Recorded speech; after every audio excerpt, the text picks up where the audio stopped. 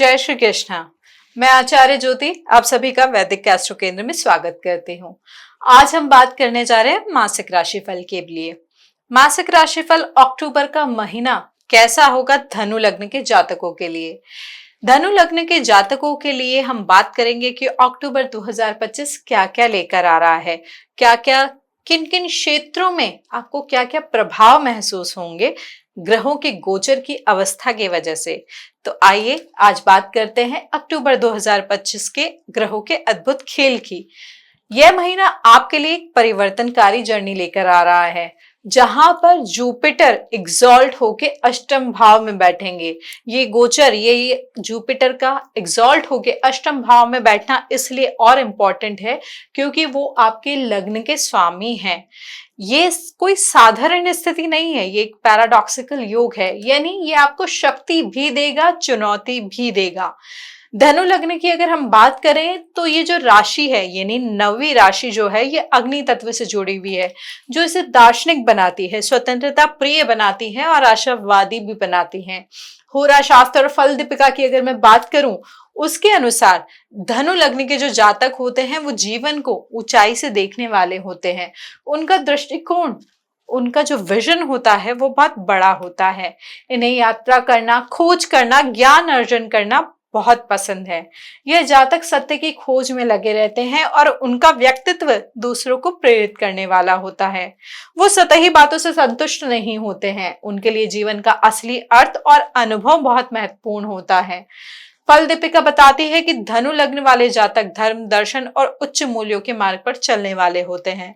इन्हें जीवन में अक्सर विद्या, आध्यात्म, न्याय और धार्मिकता से जुड़ी स्थितियों में आकर्षण होता है। इनका स्वभाव स्ट्रेट फॉरवर्ड होता है, लेकिन इनके भीतर एक गहरी जिज्ञासा होती है, विस्तार की भावना रहती है। ये इमोशनल डेप्थ को भी समझते हैं, लेकिन इनकी प्रायोरिटी हमेशा ग्रोथ और हायर पर्पस की होती है। धनु लग्न के स्वामी, जैसे मैंने बताया, गुरु बृहस्पति है, जो ज्ञान, धर्म, आध्यात्म, गुरु और एक्सपेंशन के कारक हैं। बृहस्पति की स्थिति आपके जीवन के दृष्टिकोण को, निर्णय लेने की क्षमता को और अपॉर्चुनिटीज को प्रभावित करती है। आपका जीवन हमेशा एक लर्निंग जर्नी की तरह होता है, जहां हर अनुभव से आप कुछ नया सीखते हैं और दूसरों को सिखाते हैं। करियर, रिलेशनशिप या हॉबीज, हर जगह आप सकारात्मकता, उत्साह और ओपननेस लेके चलते हैं। होराशास्त्र और फल दीपिका में कहा गया है जुपिटर आपको सत्य यानी गुरु बृहस्पति आपको सत्य और धर्म के मार्ग पर लेकर जाते हैं। जब गुरु की स्थिति बहुत मजबूत हो तो धनु जातक वाले इंस्पायरिंग लीडर्स भी बन सकते हैं, टीचर्स भी बन सकते हैं, विजनरीज भी बन सकते हैं। अक्टूबर 2025 आपके लिए एक्सपांशन, ज्ञान और सेल्फ ग्रोथ लेकर आया है। आत्मविश्वास इस समय आपका बढ़ेगा, नए अवसर सामने आएंगे। गुरु की स्थिति से विद्या, यात्राओं और लॉन्ग टर्म गेन्स की संभावना बन रही है। कुछ अनएक्सपेक्टेड चैलेंजेस भी आ सकते हैं, विशेषकर रिलेशनशिप या करियर स्ट्रैटेजी में, लेकिन आपकी आशावादी और धैर्यशील प्रवृत्ति आपको इनसे पार पाने में मदद करेगी। इस समय आपको अपने हायर गोल्स पर ध्यान देना चाहिए और इम्पल्सिव डिसीजन से इस समय आपको बचना होगा।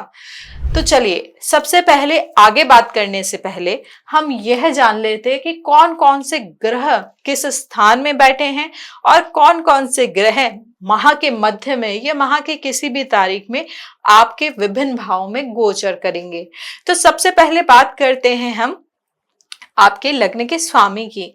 लग्न के स्वामी यानी जुपिटर इस समय आपके सप्तम भाव में बैठे हैं, यानी मिथुन राशि में, जो कि 18 अक्टूबर को कर्क राशि में यानी अष्टम भाव में चले जाएंगे और उच्च के हो जाएंगे। इसके अलावा अगर हम बात करें तो आपका जो राहुदेव है, राहुदेव आपके तीसरे भाव में बैठे हैं और नवम भाव में उनके जस्ट अपोजिट बैठे हैं केतुदेव, जो बैठे हैं वीनस के साथ। अब इन दोनों ग्रहों की जो स्थिति रहेगी राहु और केतु की, वो पूरे महीने सेम ही रहेगी, लेकिन वीनस यानी शुक्र ग्रह का ट्रांजिट होगा। शुक्र ग्रह माह के 9 अक्टूबर तारीख को आपके कन्या राशि में प्रवेश कर जाएंगे। उसके अलावा अगर मैं बात करूं शनिदेव की, शनिदेव जो चतुर्थ भाव में बैठे हैं और वक्री अवस्था में बैठे हैं, वो पूरे महीने उसी भाव में रहेंगे। इसके अलावा जो आपके ग्रहों की स्थिति है वो ये है कि आपके दशम भाव में यानी 10th हाउस में सूर्य और बुध की युक्ति है। सूर्य बुध की ये युक्ति कुछ समय के लिए ही है, क्योंकि 3 अक्टूबर को बुध कन्या राशि से निकल के तुला राशि में प्रवेश कर जाएंगे। उसके अलावा फिर ये दोबारा 24 अक्टूबर को वृश्चिक राशि में प्रवेश कर जाएंगे, यानी बुध वृश्चिक राशि में 24 अक्टूबर को चले जाएंगे। इसके बाद अगर हम बात करें मंगल देव की, तो मंगल देव आपके 11th हाउस में तुला राशि में बैठे हुए हैं, जो कि महीने के अंत में यानी 27 अक्टूबर को वृश्चिक राशि यानी स्वराशि में प्रवेश कर जाएंगे। और सबसे महत्वपूर्ण बात आपके सूर्य की, जो कि आपकी आत्मा है, जो आपकी सोल है, वो जो दशम भाव में गोचर कर रहे हैं, वो 10th हाउस से निकल कर 11th हाउस में प्रवेश कर जाएंगे, यानी वो तुला राशि में प्रवेश कर जाएंगे 17 अक्टूबर को। अब बात करते हैं कि इन ग्रहों की जो स्थिति 1 अक्टूबर को है, और उसके बाद जो ग्रहों का गोचर होगा महीने के मध्य में विभिन्न तारीखों पे, उसका क्या प्रभाव धनु राशि के जातकों के लिए ये गोचर लेके आ रहा है। तो सबसे पहले बात करते हैं गुरु की, यानी गुरु बृहस्पति की। लग्नेश बृहस्पति एग्जॉल्ट होकर अष्टम भाव में बैठे हैं। सुनने में तो आपको ये चीज शुभ लगेगी, लेकिन जगह जब त्रिक भाव हो तो प्रॉब्लम्स आ सकती हैं और आती हैं। होरा शास्त्र और फल दीपिका की अगर हम बात करें तो उच्च ग्रह अगर आपके पाप भाव में बैठे हैं तो उनका फल आपको सीधा नहीं मिलता है, वो मिलता है छिपे हुए परोक्ष रूप में। इसका अर्थ क्या है कि आपके जीवन में गहरे बदलाव आ सकते हैं। रिसर्च, ऑकल्ट, हिडन नॉलेज की ओर आपका आकर्षण बढ़ सकता है, लेकिन बाहरी जीवन में थोड़ी सी इंस्टेबिलिटी दिख सकती है, खास तौर पे पार्टनरशिप की। करियर और हेल्थ में भी ना आपको थोड़े सडन अप्स एंड डाउन्स भी देखने को मिल सकते हैं, क्योंकि जुपिटर यहाँ चतुर्थ भावेश भी है, यानी घर, माता, वाहन और मेंटल पीस में आपको थोड़ा सा अपहीवल फील हो सकता है। घर बदलना या फैमिली मैटर्स, ये इन सब चीजों में सडन इश्यूज भी आप देख सकते हैं, या थोड़ा सा इमोशनल टर्बुलेंस भी महसूस कर सकते हैं। फायदे की बात आपके लिए इस समय यह है कि रिसर्च, ऑकल्ट स्टडीज, हीलिंग और ट्रांसफॉर्मेटिव वर्क में आप प्रोग्रेस देखेंगे। साथ ही साथ इंसेस्ट्रल प्रॉपर्टी, इंश्योरेंस या हिडन वेल्थ से भी आपको इस समय लाभ बनने के योग बन रहे हैं। लेकिन नुकसान की अगर बात करें तो फैमिली पीस, जो आपकी फैमिली लाइफ है, वो थोड़ा सा डिस्टर्ब हो सकती है। हेल्थ रिलेटेड सडन इवेंट भी आपके लिए समय पॉसिबल है, और लाइफ आपको अनप्रिडिक्टेबल भी लग सकती है। शरावली बताती है कि लग्नेश अगर आपके अष्टम भाव में हो तो व्यक्ति सडन ट्रांसफॉर्मेशन से गुजरता है, ऑकल्ट विजडम पाता है, लेकिन वर्ल्डली सक्सेस स्ट्रगल के बाद ही आपको मिल पाती है। होम मैटर्स में थोड़ा सा डिले होगा। घर परिवार को स्टेबलाइज करने में आपको थोड़ी सी कठिनाई फील होगी। व्हीकल, प्रॉपर्टी मैटर्स में थोड़ी सी रुकावट भी हो सकती है। माता की हेल्थ या इमोशनल डिस्टेंस की स्थिति भी बन रही है, मतलब माता की हेल्थ रिलेटेड कुछ कंसर्न आपको हो सकते हैं, और साथ ही साथ कुछ इमोशनल डिसबैलेंस इस समय आप फील कर सकते हैं। इनर शांति आपकी, जो बोलते हैं ना कि मेंटल पीस, आपका जो इनर पीस है वो थोड़ा सा इस समय डिस्टर्ब होने की संभावना बन रही है। साथ ही साथ घर बदलने के लिए आप बार बार विचार करेंगे, या जो घर खरीदने की सोच रहे हैं उसमें भी बार बार डिसीजन में चेंजेस होंगे। साथ के साथ जो आप सेटलमेंट का भी विचार कर रहे हैं उसमें भी थोड़ा सा आप ना बार बार उस चीज को डिस्कस करेंगे। एक प्रॉपर डिसीजन मेकिंग आपके लिए इस समय थोड़ी सी डिफिकल्ट होगी, क्योंकि चतुर्थ भाव में शनिदेव हैं जो कि वक्री भी हैं। इस समय आपके लिए शनिदेव जब वक्री अवस्था में आ जाते हैं तो वो आपको डीपली सेल्फ रिफ्लेक्टिव बनाते हैं। किस चीज के बारे में? आपकी रूट्स के बारे में, आपकी फैमिली लाइफ के बारे में, आपकी फैमिली कर्मा के बारे में।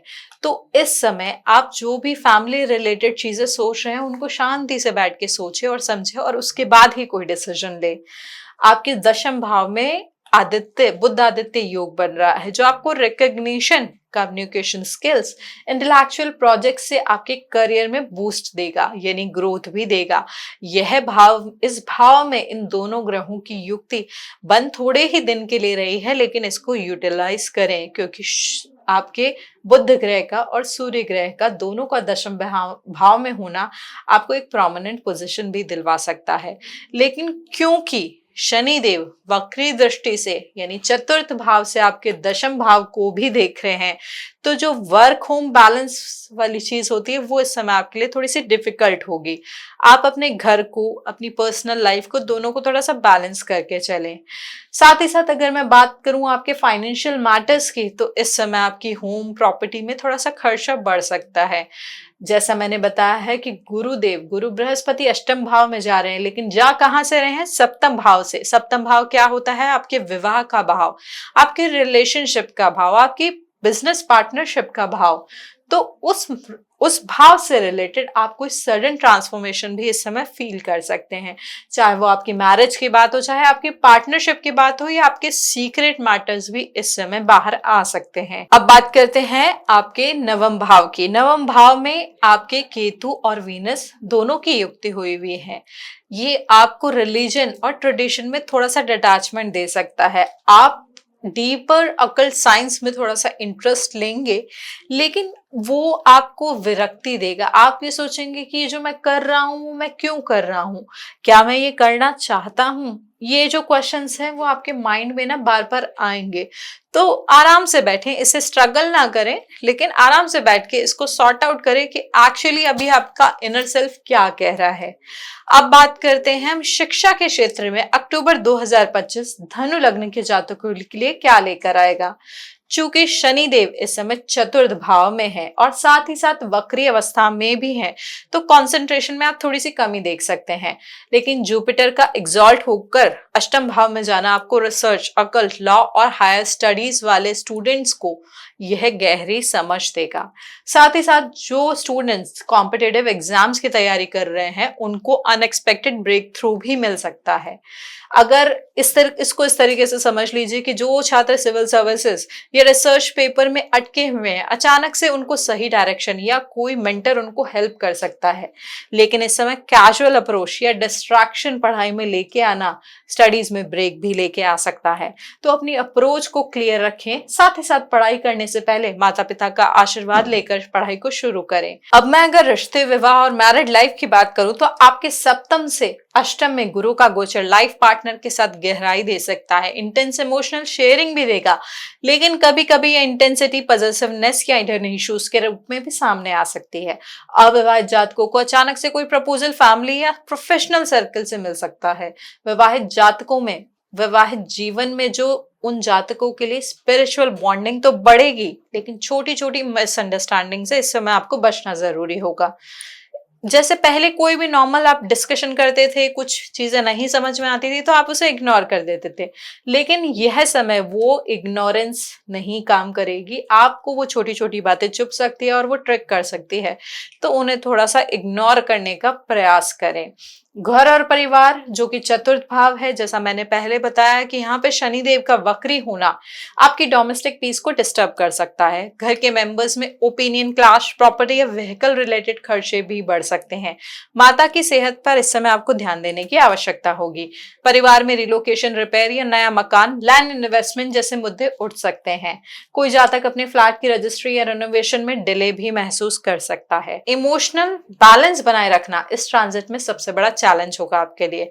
करियर और व्यवसाय के हिसाब से अगर मैं बात करूं, तो दशम भाव में सूर्य और बुध की युक्ति आपके लिए करियर में गोल्डन अवसर लेकर आ रहा है।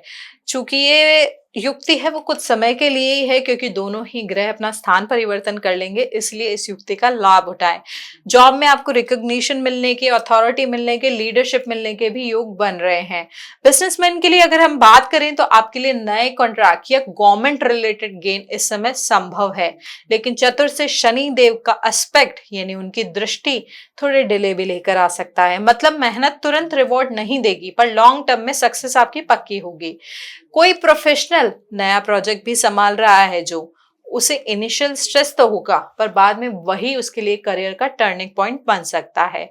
धन और वित्त की अगर मैं बात करूं, तो धनु लग्न के जातकों के लिए धन भावेश के स्वामी है शनि, जो कि वक्री हैं, तो पैसा आने के बाद इस समय तुरंत निकल भी सकता है। हिडन सोर्सेज या इनहेरिटेंस इस समय आपको लाभ मिलने के योग बन रहे हैं। इन्वेस्टमेंट जो अगर आप करने का सोच रहे हैं, तो लॉन्ग टर्म में वो फ्रूटफुल रहेगी, लेकिन इम्पल्सिव डिसीजनिंग ना करें। जो भी इन्वेस्टमेंट आप कर रहे हैं वो सोच समझ के करें। जो जातक कोई इंश्योरेंस क्लेम या एंसेस्ट्रल प्रॉपर्टी से रिलेटेड कोई जो प्रॉब्लम फेस कर रहे थे, उसमें रिलीफ आपको मिलेगा, लेकिन आपकी लग्जरी खर्चे आपके पॉकेट को खाली कर सकते हैं। पैसों का थोड़ा बजट बनाकर चलें। अब बात करते हैं हम स्वास्थ्य के बारे में। स्वास्थ्य की दृष्टि से धनु लग्न के जातकों के लिए यह समय सडन अप्स एंड डाउन्स का रहेगा, क्योंकि गुरु बृहस्पति अष्टम में है। जो क्रॉनिक इशू वाले लोग हैं उनको सडन रिलीफ भी मिल सकता है, लेकिन अगर आपने एटीट्यूड को केयरलेस रखा, यानी स्वास्थ्य के लिहाज से अगर आपने जो प्रॉब्लम चल रही थी कि वो तो अब ठीक हो रही है, अब कोई बात नहीं, सब ठीक हो जाएगा, ये एटीट्यूड अगर रखा तो प्रॉब्लम रिलैप्स हो सकती है, वो फिर से आ सकती है। कोई भी जो पुरानी बीमारी थी उसका ध्यान रखें, अगर वो ठीक हो रही है तो उसको और उसके प्रति और सजग होकर उसको पूरी तरीके से ठीक करने की कोशिश करें। स्ट्रेस और डाइजेशन रिलेटेड इशू इस समय कॉमन रहेंगे आपके लिए। जो जातक रेगुलर योगा करते हैं उन्हें इस समय हेल्थ में बूस्ट दिखेगा, यानी आप कोई भी फिजिकल वर्कआउट, योगा ही नहीं, कोई भी एक्सरसाइज करते हैं, वॉक करते हैं, रनिंग करते हैं, आप अपनी हेल्थ में इस समय इंप्रूवमेंट फील करेंगे। लेकिन जो इरेगुलर रूटीन वाले लोग हैं इस समय उनके लिए बीपी और एसिडिक इशू थोड़े बढ़ सकते हैं। इस समय आप कोशिश करें कि हल्दी वाला दूध पिएं और साथ ही साथ किसी योग शिक्षक के अंदर प्राणायाम का अभ्यास करें। अब बात करते हैं धनु लग्न के जातकों के लिए विदेश यात्रा, विदेश से जुड़े मामलों में क्या क्या प्रभाव आप महसूस करेंगे। सूर्य का दशम में योग फॉरेन रिलेटेड कामों को एक्टिवेट करेगा। जॉब आपकी जो है वो अब्रॉड भी हो सकती है, या अब्रॉड जॉब का जो आप प्लान कर रहे हैं उसके भी मौके बन रहे हैं। साथ ही साथ बिजनेस रिलेटेड ट्रैवल या एजुकेशन रिलेटेड ट्रैवल का भी योग धनु लग्न के जातकों के लिए बन रहा है। लेकिन राहु का तीसरे भाव में होना ये दिखाता है कि डिसीजन लेने में आपको थोड़ा सा बोल्ड होना पड़ेगा। साथ ही साथ कोई अचानक ट्रिप भी पॉसिबल है। कोई प्रोफेशनल या जो भी व्यक्ति वीजा के लिए अप्लाई कर रहा था, वो वीजा जो डिले हो रहा था उसका अचानक अप्रूवल भी मिल सकता है।